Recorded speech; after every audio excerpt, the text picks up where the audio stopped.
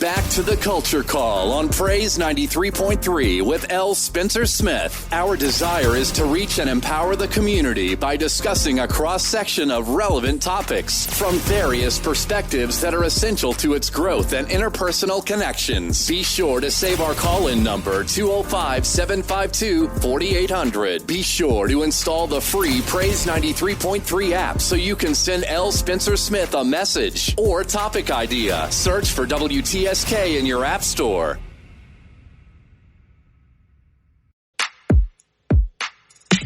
This is the world premiere. Great morning, precious people. You know what time it is. That's right.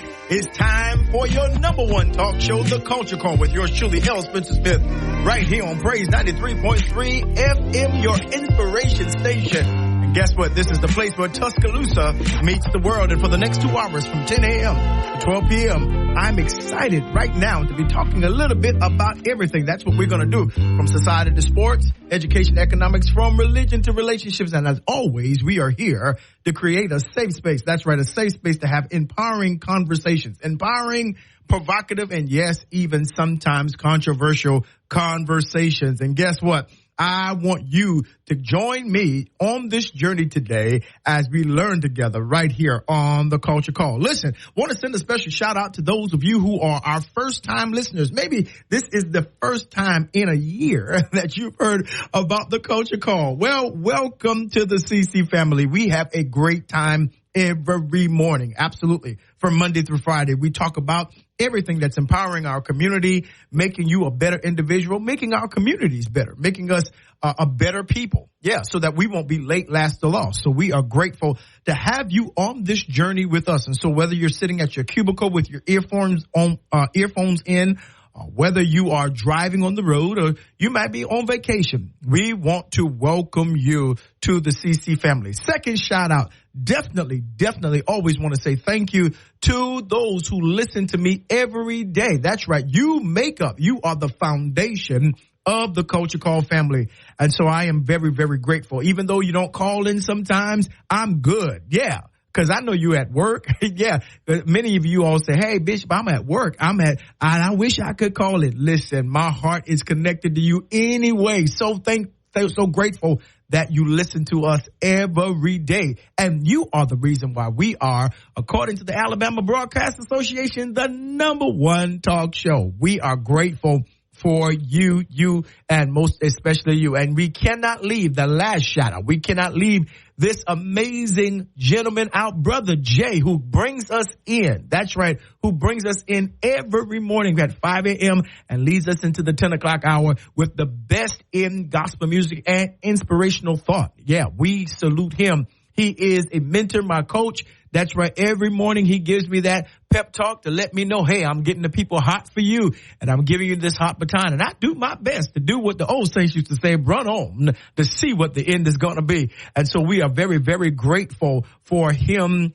at this radio station and all of those who make up this great station, WTSK and Praise 93.3. Absolutely. Listen, I need you to do me a favor. I want you to open up your phone. That's right. Whether it's an Apple or an Android or any other phone. I think there's only Apple and Android, but nonetheless, yeah, go ahead to your app store and search out, the Praise 93.3 app. That's right. Free 99 app. It does not cost you a single solitary thing to download that on your phone so that you can always hear us and keep up with what's going on, not only with the Culture Call, but with all of the awesome programming here on Praise 93.3 and WTSK. You don't want to miss that, right? So no matter where you are, that's right. You could be in Milwaukee, Wisconsin, Detroit, Michigan. You could be in Topeka, Kansas, or definitely you can be right here in Tuscaloosa, Birmingham, Montgomery, Mobile, Huntsville. Yeah. You are Ebola G, Utah, Gordo, Aliceville. Does not matter where you are. You can hear us all around the world, definitely all around the country. We are so grateful for you. Absolutely. Listen, ask number 2. I need you to go ahead and email me your public service announcements and events at culturecall.praise@gmail.com. That's culturecall.praise gmail.com. That's right. Let me be your PR specialist. Let me let everybody know, Lottie, Dottie, and everybody about the amazing things that you are doing in our community, in your church, your organization, your sorority, your fraternity, whether you're an artist getting ready to do a new recording or to have a concert, or whether you're a pastor getting ready to open up a new church or run a revival. I want to let everybody know that what you're doing is important to our community so that we can put some faces in the place so that you'll know that what you do is so very important. You know why? Because we do it better when we do it together.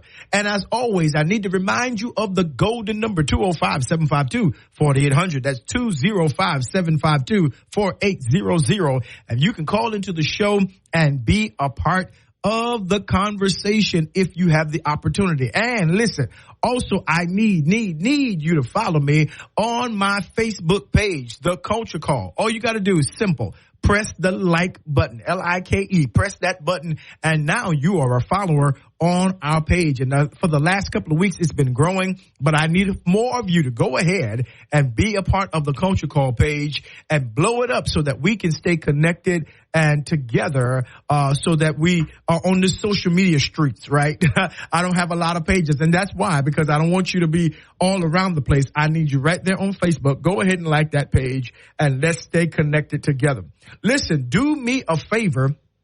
Go ahead and sit back and relax and grab you some coffee. You know how we do it from Maxwell House to Starbucks. Or if you don't like coffee, you're not a coffee fan, go ahead and get you some herbal tea, chamomile if you're trying to calm down, green tea if you're trying to get a little caffeine kick. And definitely you can get some alkaline or spring water. Go ahead and detox that body from this. All that stuff that you've been eating, all that stuff that you know you don't need to have in your body, and even your medication. Go ahead and flush it out with water. That's right. Get those cells energized, and let's get into the culture. Listen, it has been an awesome morning already for me in just preparing for this show. You know, we're coming down at the end of the month of May, which is Mental Health Awareness Month. Yeah. And I want to make sure that we understand the very importance of having mental health access and capability. I want us to understand that mental health is our God-given right. Yeah. That he has not given us the spirit of fear, but a power, love, and a sound mind. Yeah, a healthy and a health-given mind, that he has caused us to understand that the way that we think and the health of our mind, the prospering of what the scripture says in John is our soul. That's the way that our lives are going to prosper, right?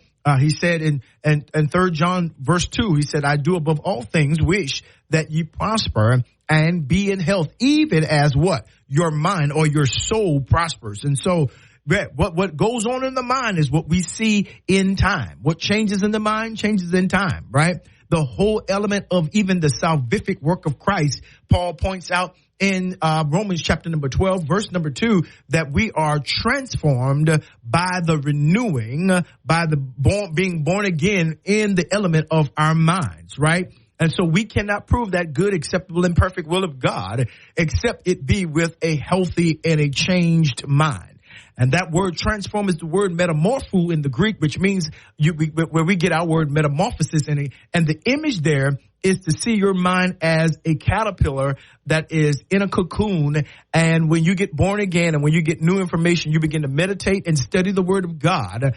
It is likened unto that butterfly breaking out of that cocoon and coming into a place where it is mobile. It's able to fly. It's able to soar, right? It begins to utilize the wind and move faster and farther than that caterpillar ever would go. So when you have a mind that is really healthy, you have a mind that is solid and strong, stable, it helps you stop crawling in life and helps you develop the wings of the butterfly so that you can begin to move at a different velocity of life, right? That you can move quicker, faster, farther than you ever thought you could do while you were crawling on the ground. And so I am glad that we have been doing that the entire month, just making you aware of mental health awareness, the challenges, the trauma, etc. And the triumphs of your mind, of your soul. And we've been talking about, and all month long about how we can better ourselves.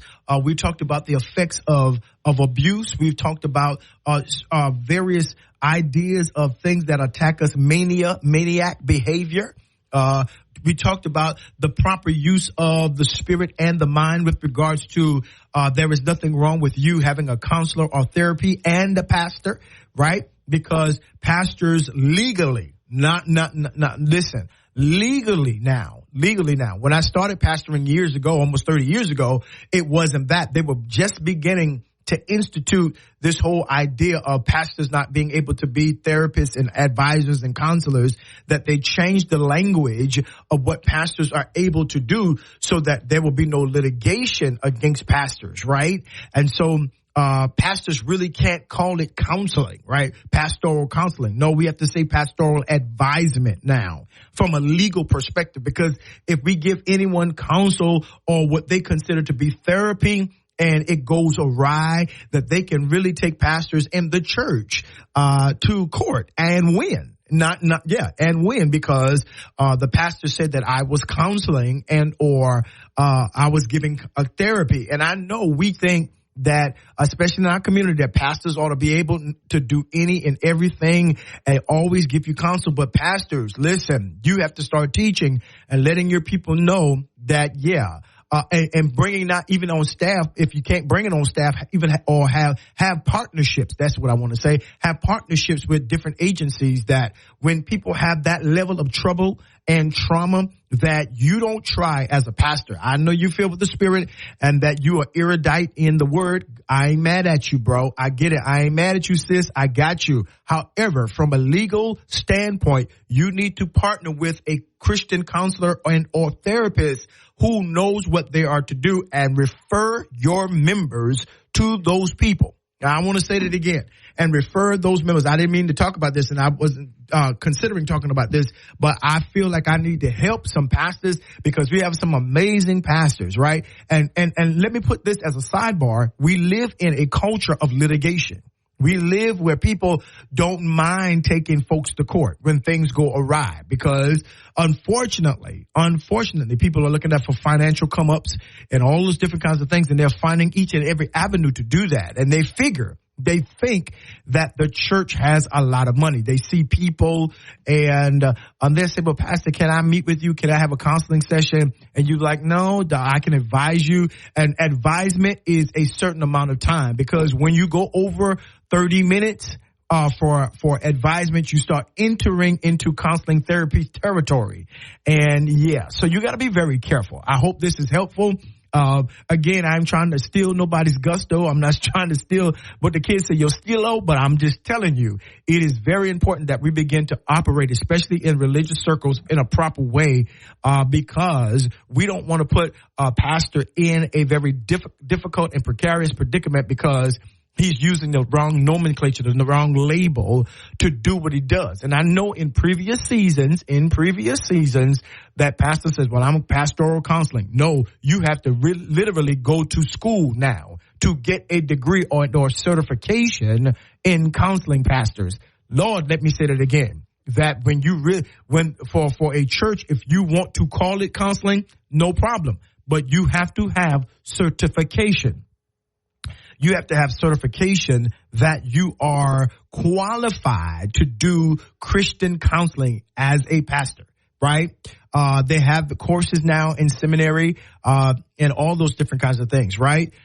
Doing grief counseling, you have to have a certification for grief counseling. Yes. You've got to go back and get that academic degree, because, again, if somebody takes your advice or whatever, your counsel, and it turns out adverse in their lives, guess what? The church and you are on the hook for their lives. And who wants to go to court and all that kind of thing and X, Y, Z and ABC when it could simply be avoided by partnering or getting the certifications that you need so that you can do what you do legally. Right? Counseling is not a part, and therapy are not a part of the pastor's sacerdotal duties, right? We have what we call sacerdotal duties. That means that we can marry the wed, bury the dead. We can christen, we can baptize, and we can preach the word of God. We can do all that. And those are parts of our sacerdotal duties. We can't even visit the sick, right?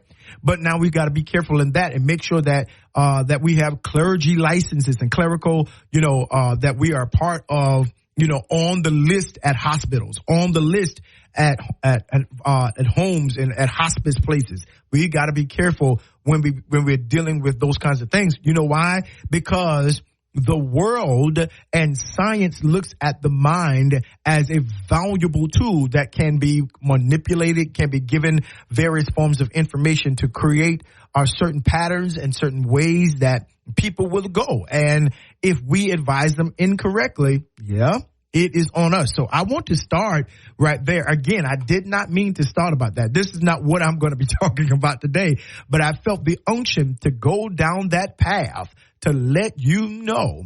Listen, I don't care if you got a hand in your yard and you call yourself a spiritual advisor, XYZ. Listen, understand what I am saying now, that you need some kind of credentialization. You need some kind of certification, some kind of academic connection, and attribution to your MDibs and DMins and DDs and whatever. You've got to have some level of specialization to be able to counsel people now. So yeah, we're living in a different world, and it is very important. It is very important that we do what we need to do so that we can fulfill our assignments as we help people deal with this whole idea of mental awareness, mental care, etc. Right? Good. Listen, today, I want to talk about mental health and relationships. That's what I want to talk about as we wind down the month of May. I want to talk about mental health and relationships, and I want to talk about the community and the connections of people that literally can affect our mental health from a positive or a negative nature. And I don't think that we really consider this. We know about it, but I don't know that we bring it to heart and to mind that the relationships that we develop, whether that is familiar relationships, marital relationships, community relationships, every relationship that you have, hear me now, is the key to some kind of reality. Let me say it again, that every relationship that you have is connected to some kind of reality that you will live out, right?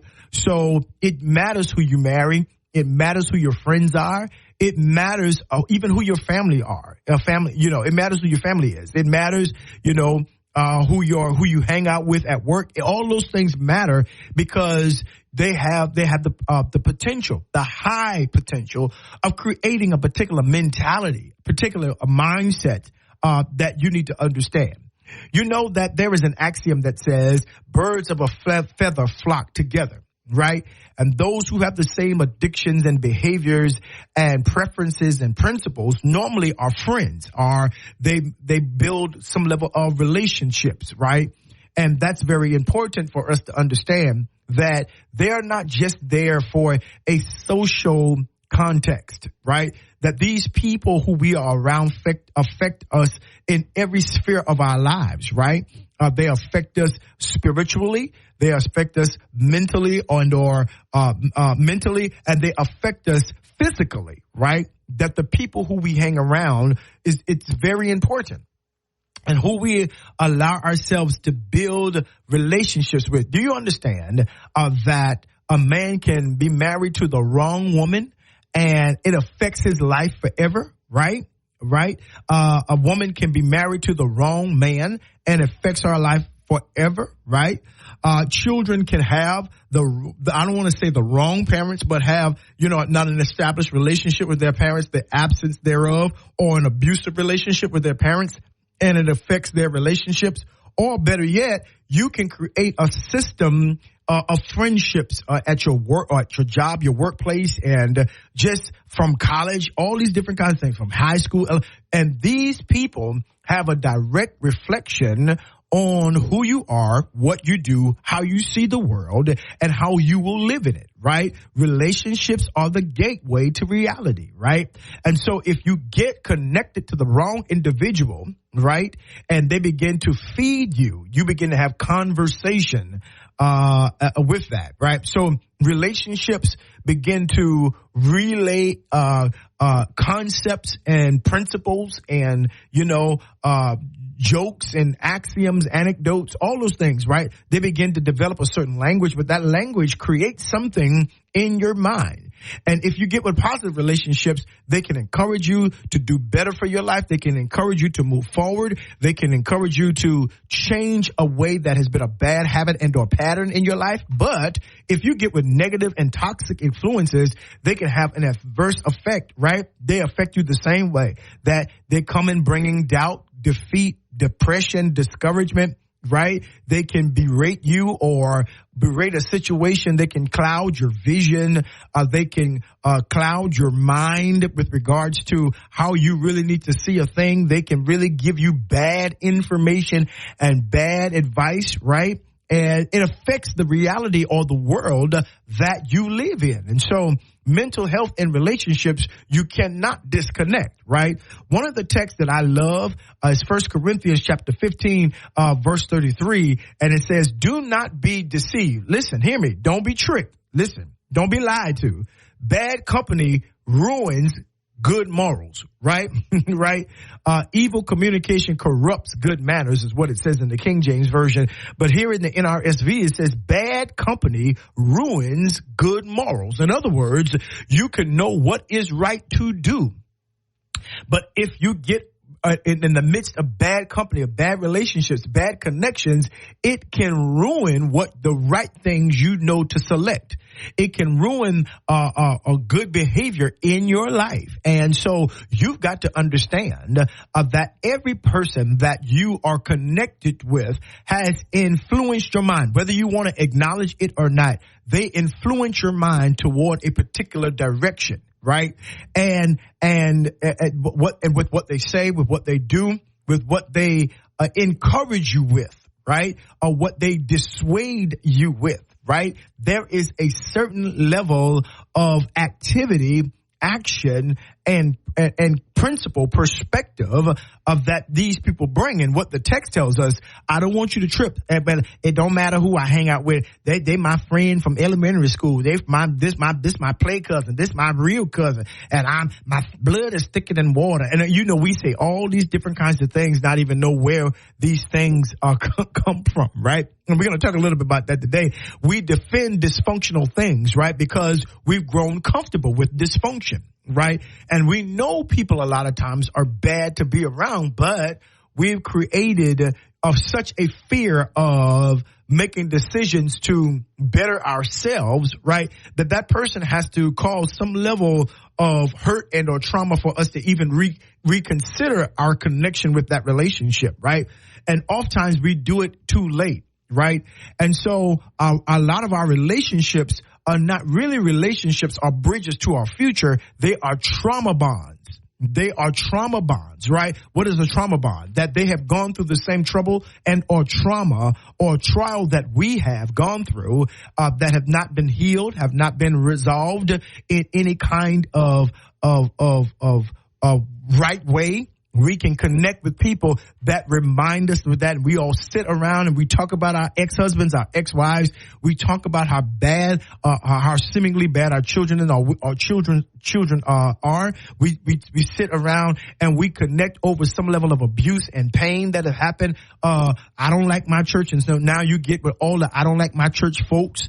And you spew things against the pastor, against the church. You get around, I don't like my job kind of people. And listen, everybody telling you what's wrong with the job and all these different kinds of things. You've got to be very careful to understand that though that bad company that will corrupt, will ruin the good morals, moral excellence, what you know you should be doing, what you know, how you know you should be looking at the world and looking at certain circumstances and situations. And I don't think that we pay attention to that, again, because we bond with people, over a particular like that we have, not knowing that person could be toxic to our reality.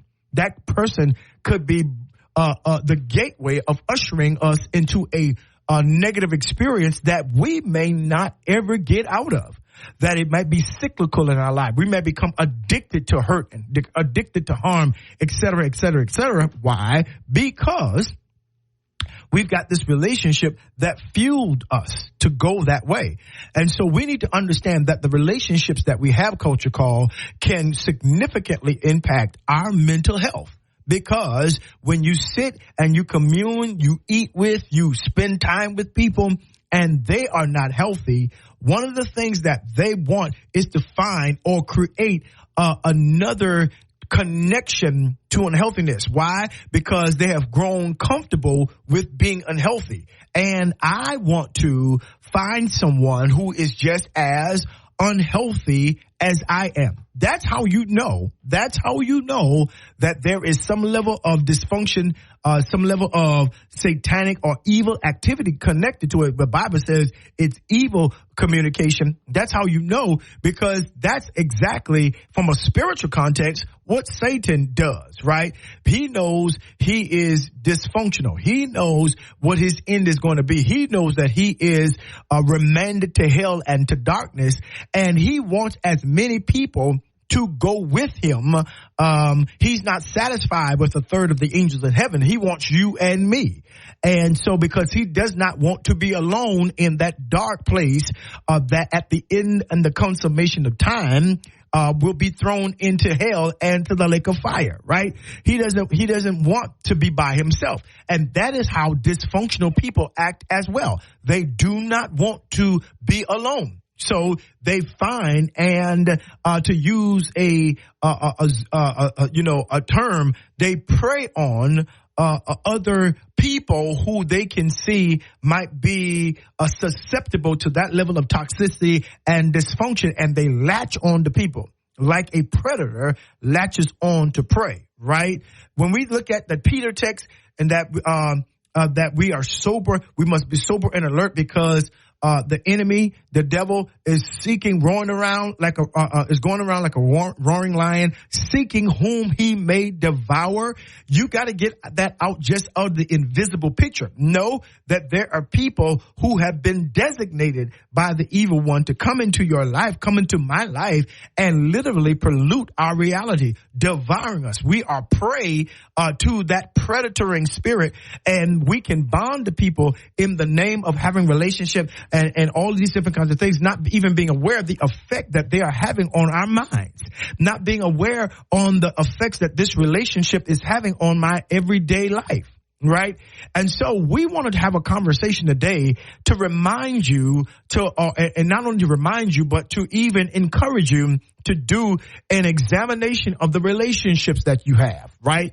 To begin to categorize and demark, right? And stratify what are the good relationships, positive relationships in my life, and what are the toxic and or negative relationships in my life, because they are affecting the way I think, they are affecting the way I believe, they're affecting the way I perceive and see life, right? And so we definitely have to have this conversation. That's right, in Mental Health Awareness Month, because it's all a part of elevating our minds. Listen, there's so much we got going on this show today, but I don't need you to miss it. We've got a great show, and I need you to keep it locked right here on Praise 93.3 FM, your inspiration station, The Culture Call, with yours truly, L. Spencer Smith. I need you to keep it here. There's more to come. This is the world premiere. And we are back right here on The Culture Call with yours truly, L. Spencer Smith. Praise 93.3, your inspiration station in WTSK. Listen, we're glad to have you guys with us on this morning, and we've been talking about relationships and mental health and the relationships that we have active in our lives. It's so very important for us to understand that our relationships, yes, your mama, your daddy, your sisters, your brothers, your friends, your relatives, your coworkers, et cetera, have an effect on the quality of mental health that you have, right? It matters who your pastor is. It matters who your boss is. It matters who you select to be in your close proximity of friendships, right? Because yes, those people can have either a positive or negative effect on your life. Culture Call, have you ever had somebody in your circle who you were in relationship with, but you got a check, a check in your spirit, a check in your mind that when they opened up their mouth, you got a certain feeling, but guess what you did? You ignored it. Like, but that's just might be, you're attributing that to just their personality, and you're not even understanding, or you don't think that that person's words or their actions are having an effect on you.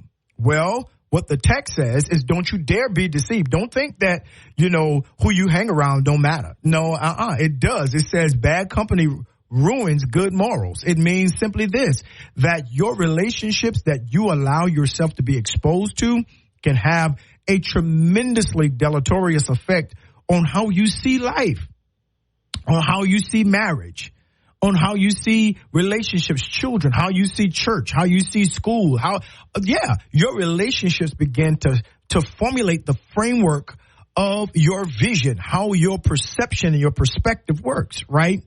And one of the things that we need to understand is couple our mental health with the people who we hang around. Yeah, with the people who we hang around. That sister that you're always praying with, have you really done an assessment? Yeah. Do you? Because you will become like, again, birds of a feather flock together, right? If you're flocking together, we can say that birds of a feather, right? Eagles do not hang out with vultures. Let me say that again. Eagles do not hang out with vultures, right? And so you've got to do the work of understanding, is this person right for my life, right? And if they are, then you build community with that person. You build covenant with that person. You build connection, camaraderie, comprehension with that person, right?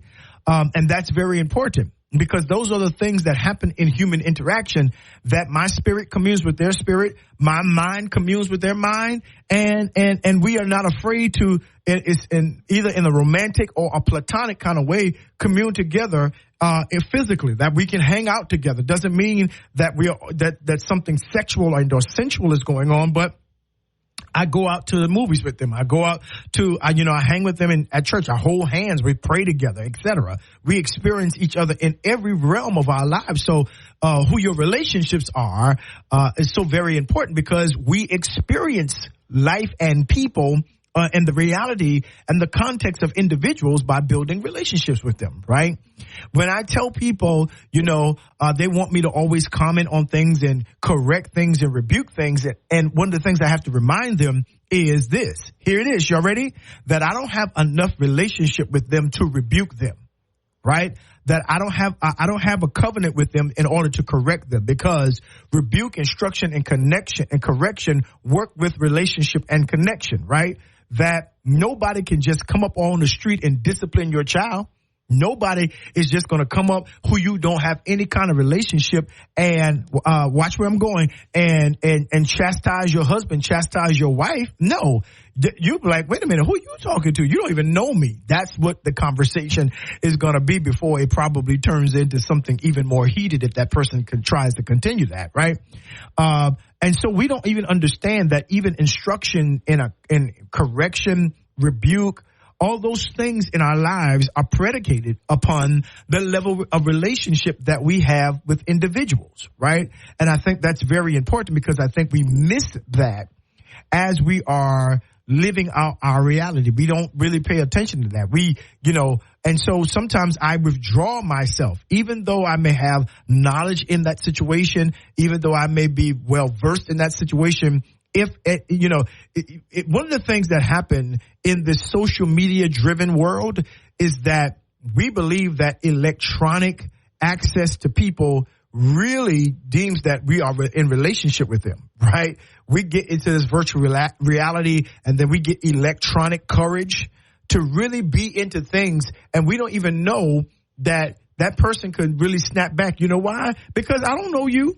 You don't know my wife. You don't know my family. You don't know my husband.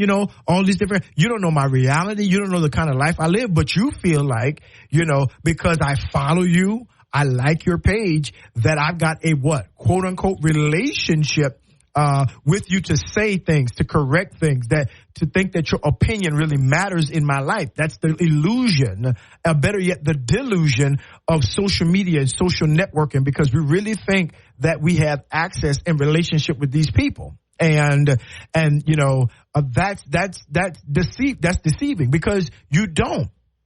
And when they let you know that they don't have a relationship with you, or you don't have a relationship with them, that's not a bad thing. That is creating the boundaries of getting you to understand, I'm not going to allow you to affect my spirit, my mind, and my body, my physical realm. And I don't know you. I don't have a relationship with you. So relationship, I said all that to say, gives us permission and access to, watch this, shape and perform in somebody else's reality.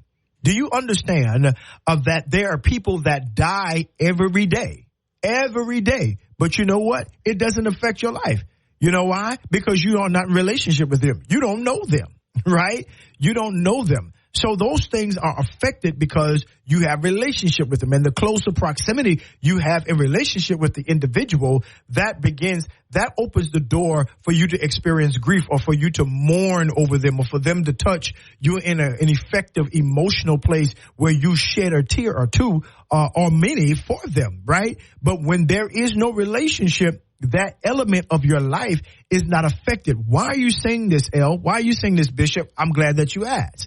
Because I want you to see that we are very affected when we have access or give people permission to participate in our lives. That's what a relationship is, right?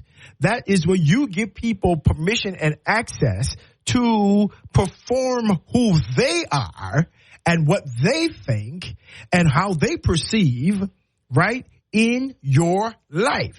And when they step into a place of that kind of access, then that means they have a level of control or in the ingredients that make up your reality, that makes up how you live your life. Come closer, y'all. I don't need you to run away from this. I'm not telling you to drop your friend. Please don't take it that, because I am definitely not telling you to do that. But what I am saying is I need you to understand how serious relationships have the propensity to affect your mental health, right? Again, there are people who get married every day. You don't buy a gift. It doesn't move you at all. There are children who die every day. You know what? It doesn't affect you're compassionate and you're sensitive, but it really does not affect your being that way unless you are empathetic. And when you become an empath, it does affect you. Everything does affect you from an emotional level, even things that you don't even have any kind of relationship with. The relationship is the sensitivity or the compassion or the perspective that you have. But in real time, you can't pick up that phone and call anybody. You can't give them a hug. You can't visit their house because you don't really have a relationship with them, right? So nonetheless, what I want you to understand is you got to begin to assess who have you given permission and access to participate in your life. Let me say that again, Culture Call, because I don't need you to miss it. Who have you given the propensity to participate in your life? Absolutely. There are people who are participating and giving you their perspective for the ingredients of how you live your life, and you're wondering why your life turns out a certain way. Look at your relationships. Okay. Stop binding the devil first, because I know you speaking in tongues and voulez-vous crucialis. Well, I get it, all that, and I'm not demeaning glossolalia. Listen, I'm Pentecostal. I get all that. I promise you. But I need you to take ownership of your own choice of relationships. Did me spending time or have me, spending time with this individual, allowing them to have a word in my life, have a perspective and advice in my life, for me sharing my situation, and them giving me their input, not from an objective place, but from a very subjective place, right? Because their unhealed trauma can begin to be your therapy for your situation. And if you're not careful, they will shape your mind to think a certain way to, watch this, to reflect their outcome. In other words, you're giving your relationships vicarious permission to live out their reality in your life, right? So if you got a good marriage, but you're just having a rocky issue and you got a bunch of divorced friends, they're going to give you their perspective from their experience.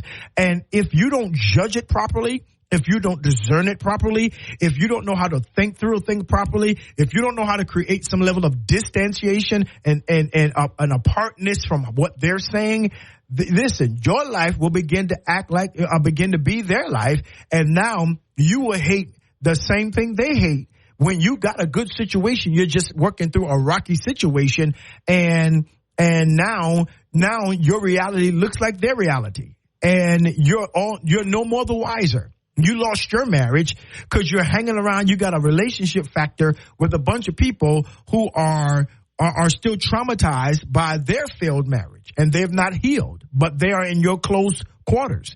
They are in your relationships. They have been able to gain permission and access to give you advice and to give you counsel and to sit with you. You've cried on their shoulder, right? And you've really not challenged each other. Because, see, that's the measure of true relationship. Can I challenge this individual and say, wait a minute, no, I'm not going to talk to her because you're not healed yet. But how come you didn't bring it to me? Bro, I'll tell you why. Because you ain't over. You have not healed from that woman you had, from that relationship that you had. And I can't allow you to give me advice and quote unquote counsel from an unhealed place, from a traumatic place. We're not trauma bonding here, right? I'm trying to have my best life. I'm trying to live an abundant life. And I can't have you giving permission, or giving me counsel by something that you probably needed to go through therapy about, right? I'm not going to give you that, right? Because I know that counsel, that company, you are going to corrupt my good morals. I get it, right? And again, we are afraid to say that to people. We are afraid. Come closer. We are afraid to hold people accountable for being in relationship with us. No, why you didn't come in? Because they will always want to know why you didn't come to me for advice. Why you ain't tell me? No. I'm telling you, I didn't tell you because I want to keep my marriage. I want to keep my family together. I don't want to be a dysfunctional parent. I want to keep my job. Yeah. And I see how you do life. And so, no, I'm not. No, I've already categorized you. You good to go bowling with, but you're not good to carry this burden. Oh, look at here. Did y'all hear what I just said? I said they're good to go bowling with, but they ain't good to help you carry that burden. Yeah, because look at how they've carried theirs.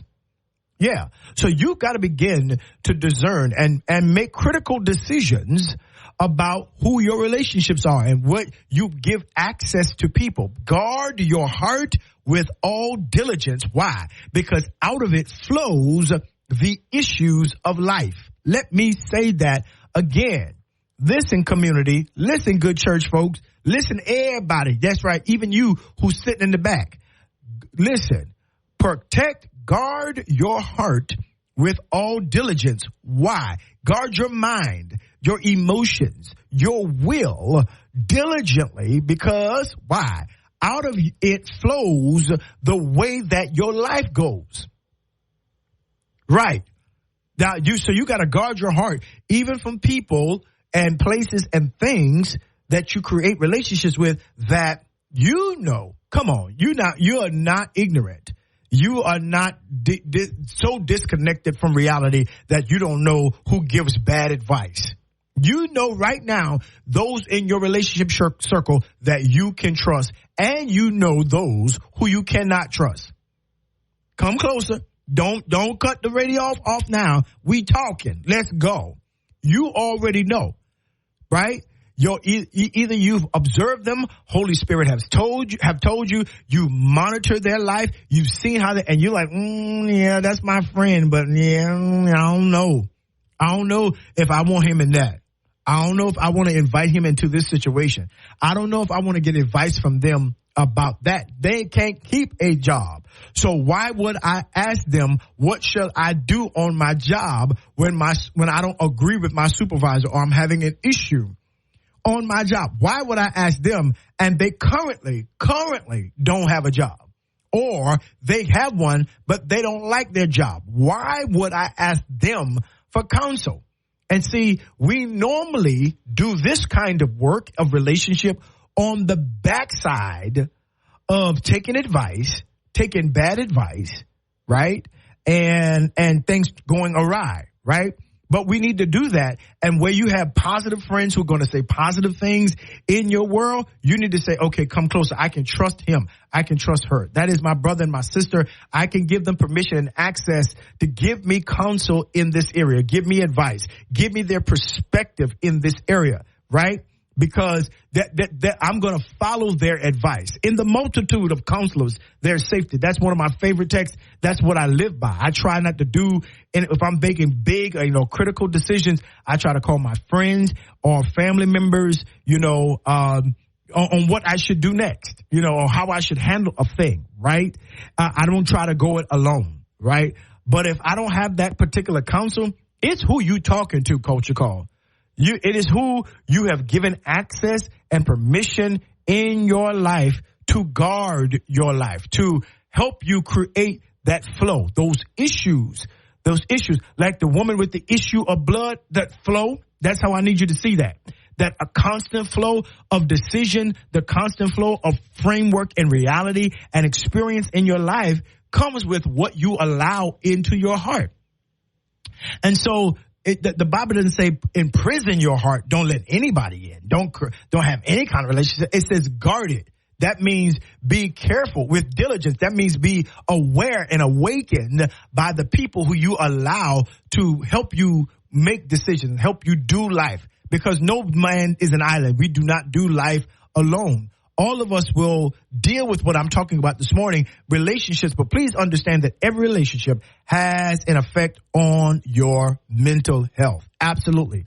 Listen, got to take a break right here. This is the Culture Call with yours truly, Bishop L. Spencer Smith, right here on Praise 93.3. Having a great time talking about relationships and mental health. Y'all go ahead and get hydrated, get your little snack or two, and keep it right here. There's more to come. This is the world premiere. And we are back. It's the top of the hour, 11 a.m. and some change right here on the Culture Call with yours truly, Bishop L. Spencer Smith. Praise 93.3, your inspiration station in WTSK. Yes, we are grateful to be here this morning. Listen.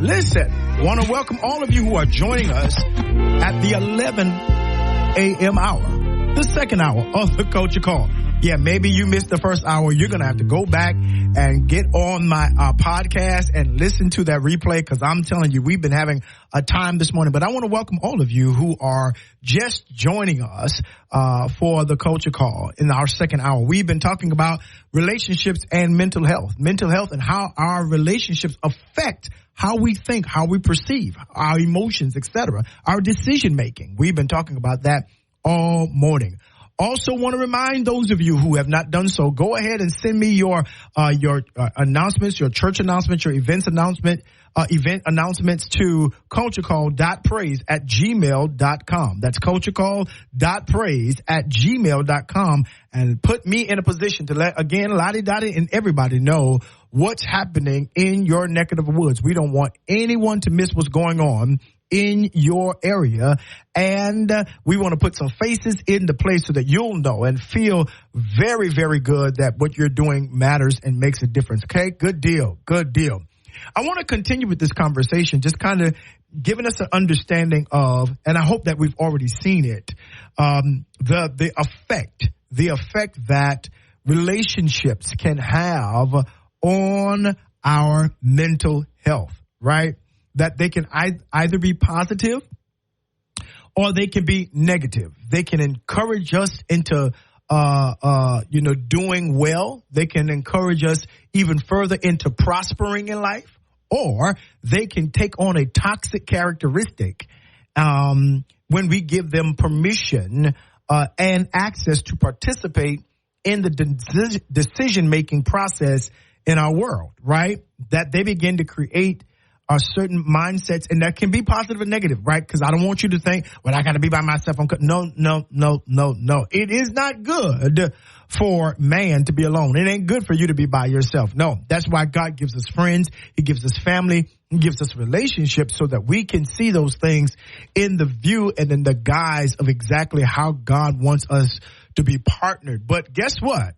We must be partnered with the right people. Want to say that again. We must be partnered with the right people. And if we don't do that, it can really have, if I can say it plainly, a very destructive effect on our lives. Listen, in other words, it matters who you hang out with. It matters who you drinking coffee with and go to Starbucks. It matters who you sit by in church. It matters who you worship with. It matters who your pastor is. It matters who you married, right? All of those things are very important in creating the issues or the flows of life, right? That your life will go the way your mind flows. Try it again. That your life will go the way your mind flows, right? Have you ever been accompanied to somebody and every time you meet them, right, they're always negative. Something is always wrong. They always sick. They ain't never doing well, right? And they know how to couch it in certain language that it becomes, dispelling that you just put it off. But, my back hurt, my toe hurt. I got headaches. I got this, high blood pressure, low blood pressure, or how James Cleveland says, no blood at all. Right. You got chest pains all over your body. Right. But see, I know in our community, we call those people weep and wander and complaining people. All right. But we don't understand. But if we're in close proximity and we've allowed those people to be in relationship with us in some way, we will begin, slowly but surely to adopt their particular view of life, right? That, hear me now, the reason why I'm pushing in on this today is because here is a big statement. Everybody comes with a certain reality. Okay, let me say it again. Everybody comes with a particular personalized reality, right? Good. And this reality is the seed that they use to connect with other people, positively or negatively, right? And so we've got to be mindful of when we meet any person that of their seeds. What are they trying to plant into my life? And better yet, what am I also trying to plant into their life, right? That I try to do a good job to stay mentally healthy, to stay in a positive situation. That's kind of where I trend. I try to stay in a faith-filled place because faith, determines our relationship with reality, right? So I try to stay in that place and make sure that I am that person. When anytime somebody wants to meet me or be, have me in their world, the worst thing you can ever do is to tell me, well, I just need you for this, but I got everything else. No, I'm less likely to be in your world because you just like something about me. You don't like me. You don't want me. You want something that I bring to the table. And when I don't bring that to the table, because you just told me you don't need that, when I don't bring that to the table, then I'm just, whatever, there's no contact, no relationship, etc. And please you don't have to call folks every day to be in relationship with them. Now that you talk about an aggravation. If I got to talk to you every day and remind you that I'm your friend and all this different kind of stuff and being XYZ and all that, I'm your family. If I got to do that every day, if I got to call my brothers every day to remind them that they are my brothers and I love them, then that's tiresome. That's a relationship that I'm probably not going to pursue, right? And I've even learned that when people say, oh, I want to be a part of your church, because, I like the way you do this. I like the way you do that. Right. Well, yeah, you just catching me on one Sunday because I don't do that every Sunday. Right. I don't want you to fall in love with my performance. I need you to understand who I am as a person, as your pastor, that I'm going to, there are going to be some Sundays that you leave church mad with me if I'm telling you the truth. Not because I'm manipulating or deceiving, but our relationship should be one of truth, speaking the truth in love. Because I love you, I have to tell you the truth. And if you just like this part where my celebration, what we call hooping, if you just like the way I do this or sing or whatever, and you've not considered the full parameter of who I am, then when I do something that you don't like, you either one are going to leave or create a circle in the midst of us to find other people who feel the same way about me that you do, right? And so I'm very careful about who I allow myself to establish relationship with because, yeah, I understand that those relationships have the propensity to create a reality. And not only that, I also have to figure out, is this the kind of individual that I want to be a part of? I don't know. Is that the kind of person where you should pastor everybody? No. I should pastor those who God has sent. And that's discernment. I should pastor those and be over those who God has placed in my life. And that's what you should be as well. That everybody who comes to be in relationship with you, ma'am, sir, pay attention. Everybody who said they want to be in relationship with you you shouldn't just open up your scroll and unroll your scroll and open up your book, the volumes of the book, and let them know the intimate places, the nuanced places, the esoteric secret places of your life. No, there's got to be some level of discernment. Guard your heart with all diligence, because this person could be assigned to take me in a negative direction. This person could be assigned to pull me back when it took me years to move forward. This person could be assigned to my life to not do me well. Absolutely. This person could be assigned to be assigned to my life negatively to input those things that will never allow me to achieve the purpose, destiny, and design that God put me in the earth for in the first place. So no, I don't have no one has a right and no one else has a responsibility to let any and everybody into your life. Exactly. You shouldn't do that. You shouldn't do that. That's how we get into crazy things. That's how we get into people who are not good for us, right? That's how men marry bad women. And when I say bad, I'm not talking about the quality of woman. I'm talking about the one that can provide him or does not provide him favor, right? That one that is cantankerous, that one that is negative, that one that does not respect and or promote his being, right? To help him multiply his future and and his vision, right? Right? That's Proverbs 31. She's not that kind of woman, sir. So yeah. If everything I've got to do, they're going through something right now in this generation, and I am so glad that I don't have that. I'm not dating or being a part of any kind of situation in life. Listen, I'm telling you right now, I don't let everybody in my life do and not going to do that. Right? I don't. I just saw something on social media. This girl was mad because the first casual date, he says, well, let's go to Starbucks, right? She said, well, look at how I'm dressed. Look at how I look. Do you think that I'm worth Starbucks? Well, I don't know you. I don't know you. I'm trying to get to know you to see if you want more. But the fact that you are filming this and putting this on social media tells me you are not the woman. And so consequently, what the young man did was took her back home to your house. I'm going to drop you off. So that means we're not going to go out? No, absolutely. Because you want me to spend money on an individual I don't even know. I'm supposed to bring out the big head Benjamins to make you feel like you somebody? No, absolutely. No, I'm going to take you to Starbucks. I want to see how you going to treat me when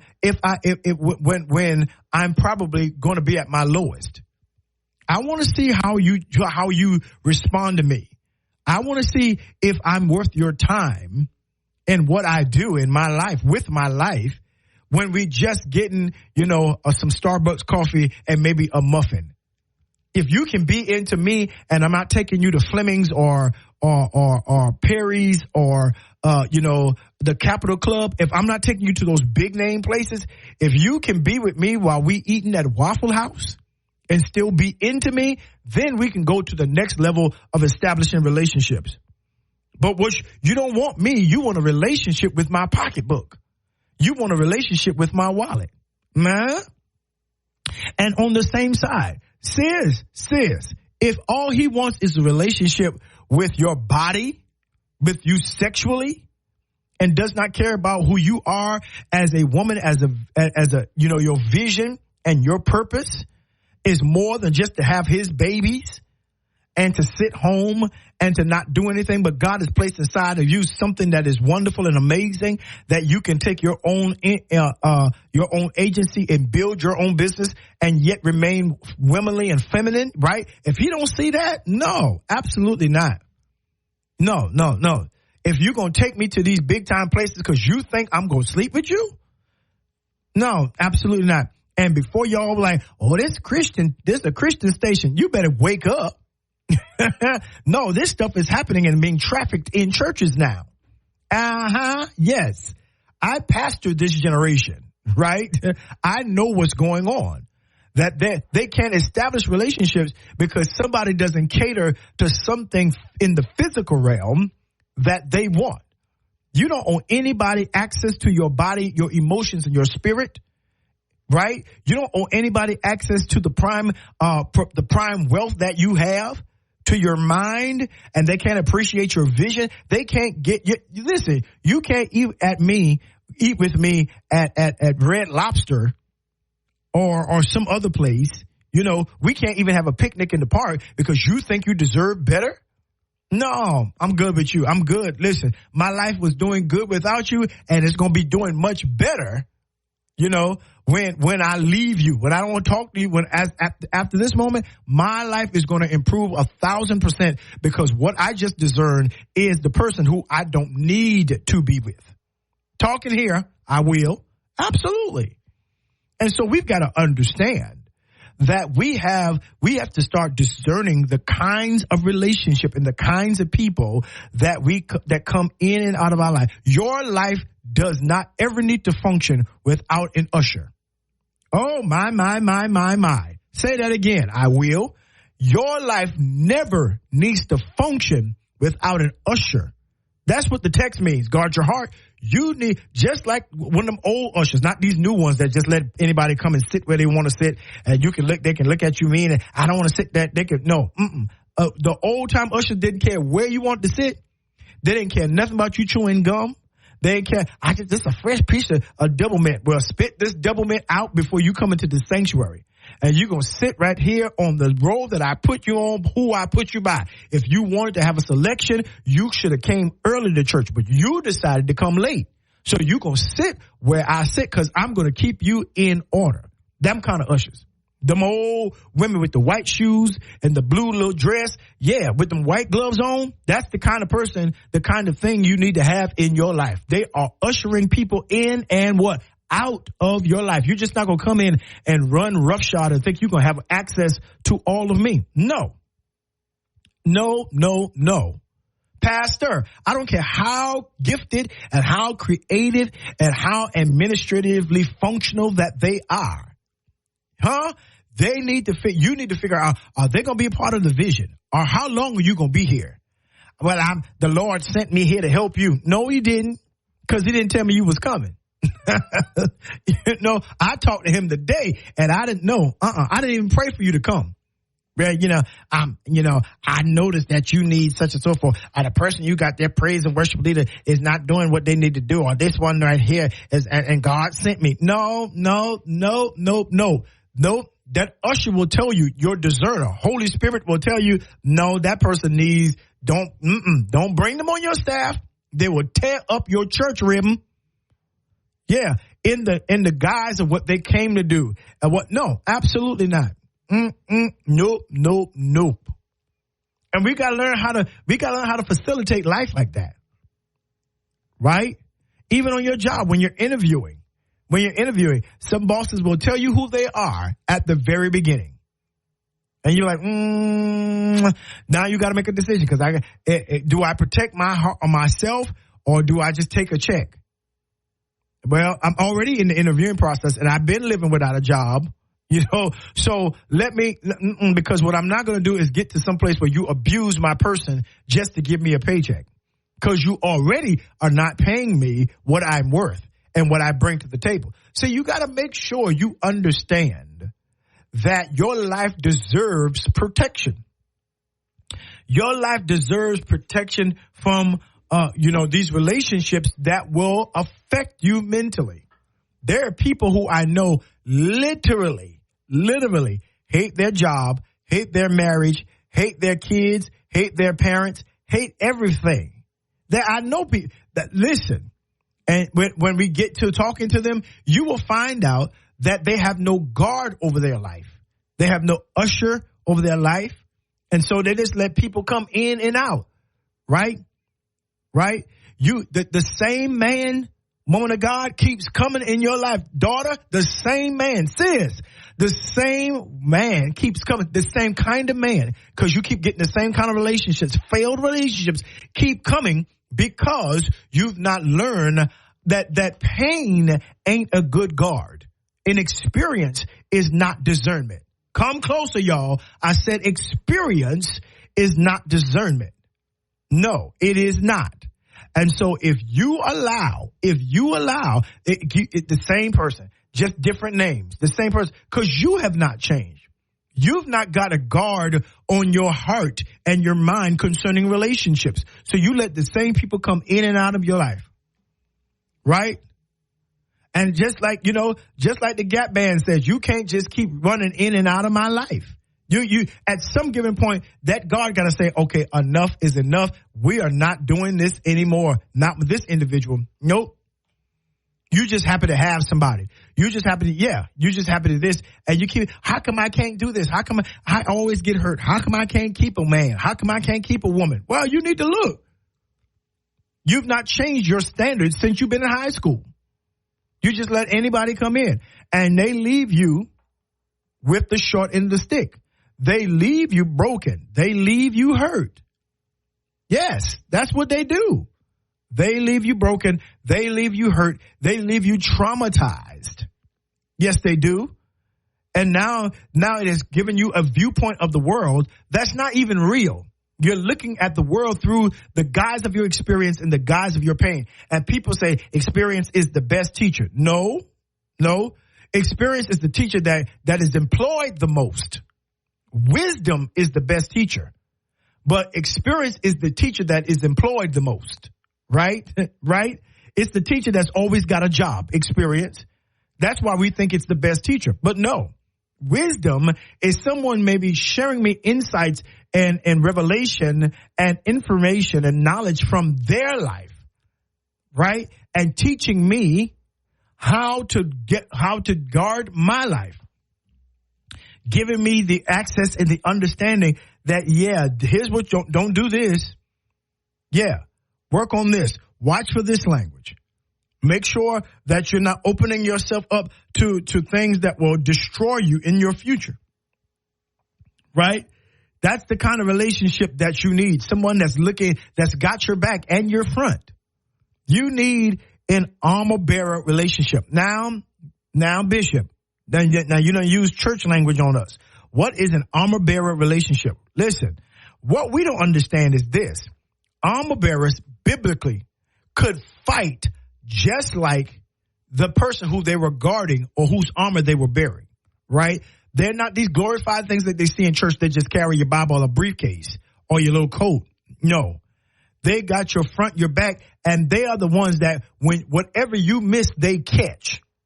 Whatever person, whatever enemy that you miss, they are looking out for you, right? That they use, that armor bearer fought back to back with the one they were bearing the armor for. Right? So they weren't just out in front and leaving your back behind. No, that the armor bearer and you could go back to back and they will fight in a circle. So whatever you missed, they got. And whatever they missed, you got. You need armor bearer relationships in your life so that whatever you miss, they got, and whatever they miss, you got it. Talking here, teaching here, I will, because I need you to understand those are the kinds of relationships that you need to have. Those are the kinds of friendships that help you build your mentality, to build your boldness, build your confidence, right? As that armor bearer was talking to Jonathan, whatever is in your heart, you go ahead. I'm with you.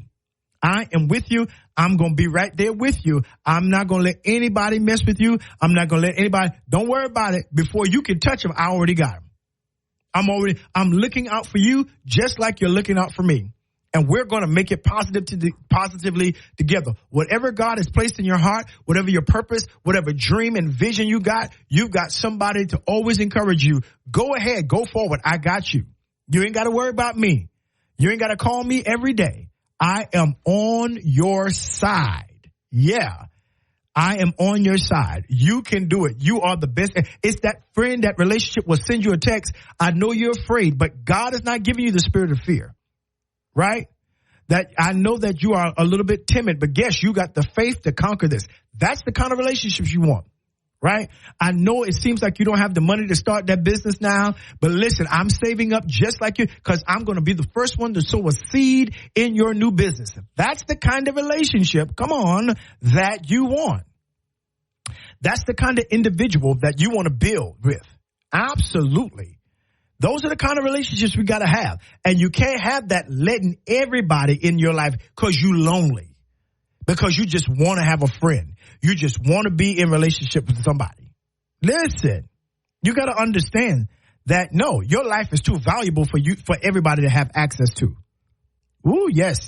This is a great conversation about this today. Your life is too important to let every Tom, Dick, and Harry, Mary, Sue, or Jane be parked up in proximity to your life. Guard your heart, your mind with all diligence. Get you an usher to watch out for the flow of your life. Listen, if this is blessing you, listen, hit me up on the app, call me, let me know what's happening. We are having a great time today talking about mental health and relationships. There's much more to come. Keep it locked right here. Don't miss it. This is the world premiere. And we are back right here on the Culture Call with yours truly, Bishop L. Spencer Smith, right here on Praise 93.3 WTSK. Having an amazing day with information that will empower our community. Yeah, and I know today we're stretching you a little bit. That's exactly what I want to do, to get us to understand that our relationships affect our mental health and that we have to use a level of wisdom and discernment in who we allow to be in our lives, right? And so I think that is very important as we move forward and we come at the end of this month, the month of mental health awareness. We need to do some housework. Yeah. Who are we allowing in our lives? Who are we allowing to speak into us? Who are we hanging out with? Who are we worshiping with?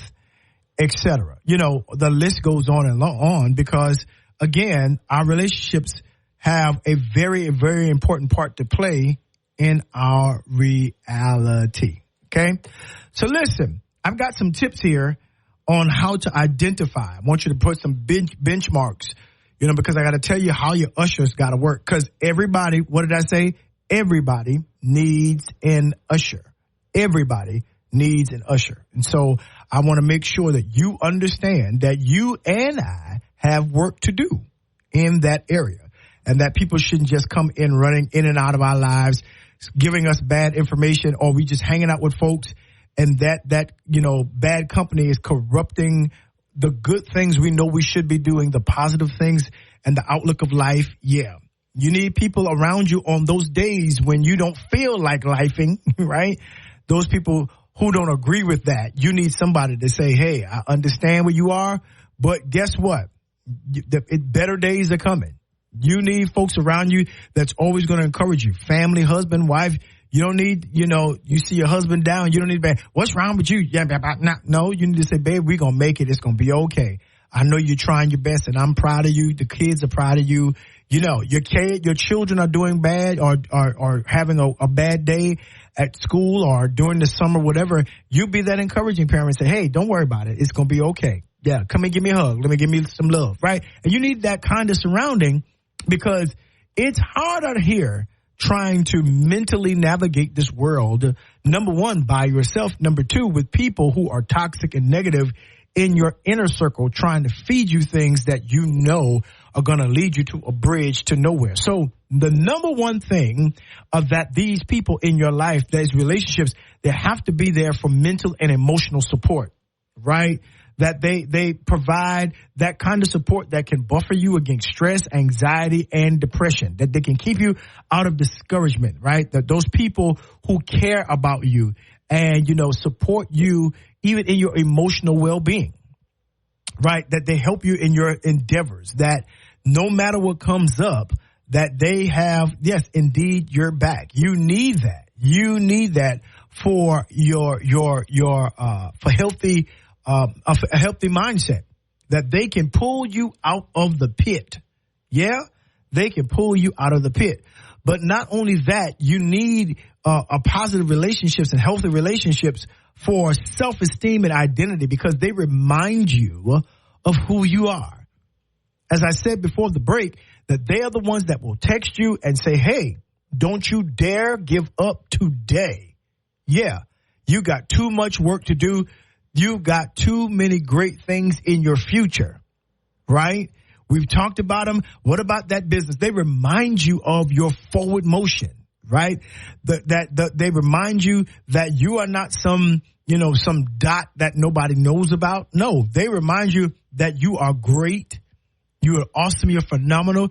You're an amazing person. When I get texts like that from my friends who are pastors and just friends who are not pastors, they text me and I text them like, hey, just been thinking about you. You're amazing, dude. Listen, you're going to make it. You're going to make it. I know a lot is going on right now, but guess what? Greater is he that's within you than he that's in the world. No weapon formed against you will prosper. Hey, you're going to build that building. Yes, you are. You're going to finish that degree. That's right. Yeah, your family, your marriage is getting better. We encourage each other. We help. Listen, you are God's man of faith and power. You are God's woman who can preach the world, into the cross, right? Into salvation, right? We help each other like that. That's the kind of friends you need. You know why? Because that has an effect on your mind to make you be more confident and secure in who you are. In who you are. And you need that. Yes, yes, yes. Right. You ought to open your mouth wherever you are and say, yeah, I need that. I need that. I don't need just a bunch of friends calling me and telling me the latest rumor or the latest gossip. Child, you heard, child, this is going on. You don't need all that. No, you don't need all that, because they're emptying out the garbage can in your mind, in your soul. And you don't need that. You're trying to figure out how I'm going to deal with this and X, Y, Z. You're trying to figure out, whether you just trying to keep it in the middle of the road. I don't care what Sister Rosabelle did. I don't care what Deacon Fry did. What they're doing ain't going to affect my world. And how you found out, that means somebody told you, which means that somebody used you as their garbage can. So I'm not going to allow my life to be used as your garbage can. Tell me all this. No. You're not going to give me a mentality and a mindset of nosiness and corrupt. No, I'm trying to study to mind my own business, like Thessalonians said. I'm trying to make sure that I keep my mind clear to hear the instructions from God on what I need to do. Right? And then positive relationships can have an effect on your behavior. Behavioral influence is important. They can encourage you to calm down, not to lose yourself in this moment, to be angry, but sin not. Right? That they can, no, you don't, bro, why are you going there? Why are you going to put yourself back in that trap? You remember the last time you went to that girl's house. You remember the last time this happened when you let him through the door, sis. Why are you doing that? Why are you doing that? Why are you putting yourself back in that situation? You hungry? Come on, let's go out. Let's go out. Let's go to IHOP. Where you want to go? Because I'm not going to allow you to get back into that, because I don't want to see you crying anymore. I don't want to see your heart broken again. I don't want to see you get into something that's going to be much more difficult for you to get out than the last couple of times we had to walk you out of something. So no, they help you determine what your influences and your behavior should be, right? Come on, let's go to the gym. Let's get on the treadmill. Let's talk it out, right? I can remember in college, I had friends that they would literally block. Yo, hey, I need you to come talk to you. And they'll say like, and I come over there, say, man, hey, you don't want to mess with that girl. You don't want to do that. You don't want to do that. You don't want to talk to that person. They ain't got, listen, they trying to set you up, bro. Don't get into that, right? That's what needs to happen. You need those kind of people that will have a behavioral influence on your life, right? And then you need relationships connected to that. You need relationships that are going to help you reduce your stress. Now, we talked about stress early in the month. Stress will open up doors for you to do things that you didn't know you were doing, even with your saved, sanctified, spirit-filled self. That if the right stressors push the right triggers, you will wake up the next morning trying to figure out, how did I get here? And why did I make this decision? Right? Embarrassed. But when you have that kind of individual, they will help you. They will help you reduce your stress and find your peace again. Absolutely. Absolutely. And then positive relationships will give you social connection, right? They won't allow you to be a hermit. I like to be by myself. I'm an introvert. Those positive connections say, no, not today. Lift up those blinds. Come out of the dark. Men love darkness. That's why they wage the evil. They'll come in the house talking about, yes, it's time to go out.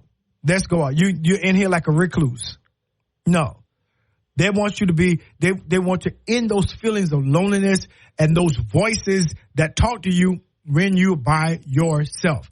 And don't act like when you get lonely and by yourself that voices in your head don't start talking to you. No, but those kind of positive relationships will always be there to tell you, nope, come on, let's go out. Let's go to the movies. Let's go to church, man. They're having a good old quartet singing. And you know you like quartets.